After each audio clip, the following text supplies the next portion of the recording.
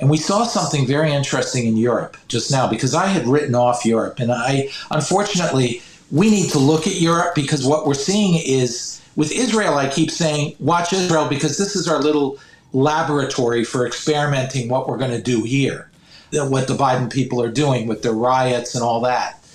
But look at Europe, because this is their model for where they want to go. And what happened is in Europe, the elites are openly destroying their own society. The Davos elite that you referred to. And the best example of it was we just had 2 days ago a Eurovision song contest. That's the big song contest in Europe.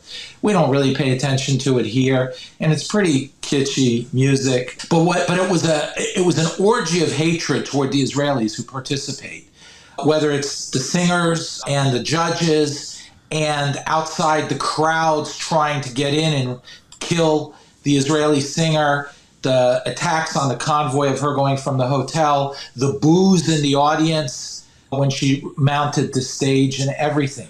But what's so interesting is the way the contest is judged is you have a popular vote in European countries, and then you have the judges, the elites, the broadcast authority, literally their NPR, their National Public Radio, their public broadcasters. So the judges are the public broadcaster and the European people.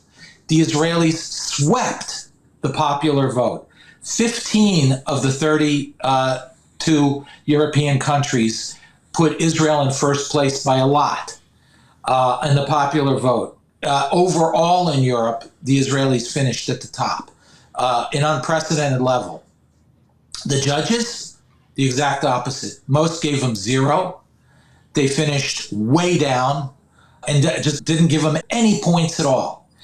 What you see there, and it was obviously political, what you see there is the European people were sick of it too, and their elites were pandering again to the Islamists, to the Muslims, allowing this to happen. It's exactly like here. This administration is tolerating, if not now encouraging, anti-Semitism on our campuses. We'll see what happens with in the various countries' elections, France in particular, but Germany as well. And because the truth of the matter is, I agree that the people recognize hate when they see it, and they're rejecting it.